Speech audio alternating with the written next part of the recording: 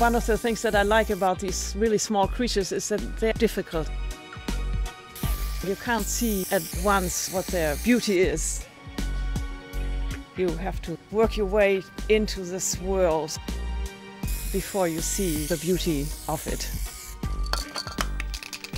Some scientists have dedicated their lives to the study of microscopic creatures who live in the deepest parts of the ocean. It's a world that will astound you.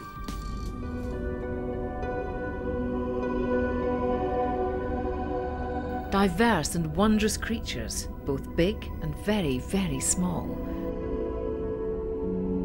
Survive and thrive where sunlight never reaches, where temperatures are near freezing, and where water pressure is enough to instantly crush a human skull. On an icebreaker crossing the Arctic Ocean, an international team of scientists are part of the most ambitious initiative in the history of marine science. We have the goal to describe 500 new species from the deep sea. This historic initiative is called the Census of Marine Life. It's a 10-year mission to produce the most comprehensive survey ever of ocean life diversity. It's a mixture of adventure and long hours of patience. You have to wait for about 3 or 4 hours before it reaches the bottom. And the bottom is 5 kilometers down. Marine biologists are hoping to discover hundreds of new species of all sizes. Creatures that have never before been seen with human eyes. The first time that you are sure that you have discovered a new organism, this is a very special moment. This study will also help scientists begin to understand how climate change may affect the ecosystems where these creatures live in the ocean abyss. Many scientists concede that we probably know more about Mars than about life on the ocean floor. Most of the deep ocean floor is covered in mud, but it's mud teeming with life. In fact, deep ocean mud is one of the most pervasive habitats on Earth. The microscopic creatures who live there are remarkable for their diversity of appearance and ingenious survival strategies. If you go to the deep sea like we are having here, 99% of the species are unknown. While some of the work begins on the ship, most of it takes place when scientists get back to their labs on land. Wilhelmshaven, Germany, is home of the Senckenberg Institute, where much of the follow-up study of deep-sea microorganisms takes place. And when you go to dive to get material, the first thing you want is to come back to the lab and go straight to the microscope and see what you had. One expedition may return with enough deep-sea samples to keep scientists busy for years. A high-speed centrifuge helps to separate the organisms from the rest of the sediment.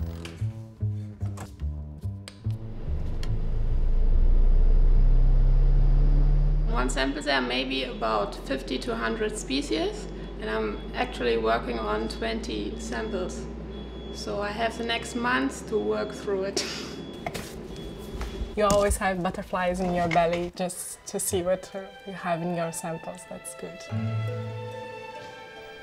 The latest catch of microscopic creatures then get divvied up among specialists according to the class of creatures they appear to belong to. At Senckenberg, there are specialists for polychaetes, nematodes, and copepods. Copepods may be microscopic, but they have the appearance of crustaceans, like shrimps and lobsters. Along the body, they also have chemical receptors. They can recognize if it's food or a partner, or they can run away if it's a predator. Chemicals emitted by the female copepod are thought to leave a trail for the male to follow. Their antennae can both sense an approaching predator and provide a means of propulsion. The primary food source for copepods and most other microscopic creatures on the sea bottom is called marine snow. Marine snow is particles of decaying organic matter, mostly from dead fish, which slowly drifts to the bottom. We always hope to find interesting animals, and I always want to find a new interesting nematodes which nobody found here before. Nematodes are the speciality of the Russian marine biologist Maria Milyutina. New beautiful animals. Nematodes are related to the humble earthworm. Fossil records of these creatures go back 600 million years. They may be microscopic, but there are male and female nematodes, and they do have sex lives. In some species, the male nematode dies in the process of releasing his sperm during copulation. The ratio between female and males is shifted to the females, so there are many more females than males. This is because the males, they should not take the food that can be eaten by females. They are more important in producing eggs. And also some of the males, they do not feed. So they don't have mouth parts, they don't have a stomach. They are just there for reproduction, and probably they are short-living.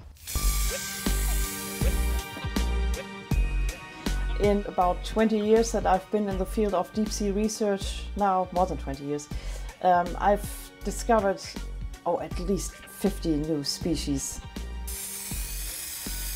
Brigitta's speciality is a family of microscopic creatures called polychaetes.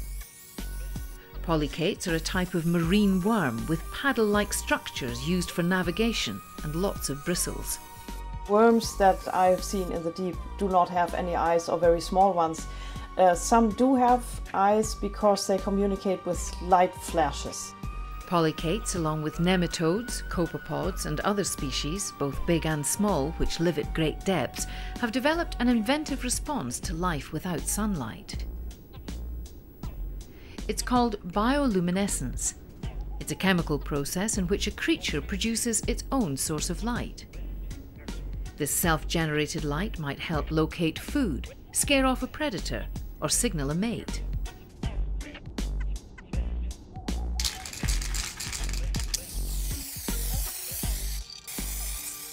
This is one of the paddle-shaped feet, and these are the bristles coming off, and this is an internal bristle that keeps the foot rigid. It's the distinctive details, like the shape or number of paddles, or the length and position of bristles, which might distinguish one species of polychaete from another. There have been different theories about the origins of deep-sea species. There was a theory that was called source and sink hypothesis, and it means that the shallower water is a source for animals that inhabit great depths, but they sort of fall into a sink, and they stay there because they are sturdy enough to survive, but they do not reproduce there or do anything. Marine biologists in the past believed that creatures at the very bottom were victims of bad luck. And that apparently is not the case. To them, it's perfectly normal. They find shallower water uninhabitable, so they reproduce and evolve just like animals that are closer to where we live. Every new sample brings new species. Well, I have discovered many species. I think I looked at 100 new species. I have discovered about 500 species. I just stopped counting. People just ask me, oh, how can you know that this is a new species? Discovering what you think may be a new species doesn't make it a new species, but it is the beginning of lots of hard work. You have all the literature, then you compare your animal with this literature. I think in a day I make up to 100 trips to the drawers. First we compare the characteristics of the animals with the key. We get to the family or to the species. When we look at the species, we have to describe them. I have to formally describe all morphological characters in words. For us to write in this scientific English. And then we draw them. Drawings by hand are still considered to have more detail and clarity than most photographs. But photos are also taken.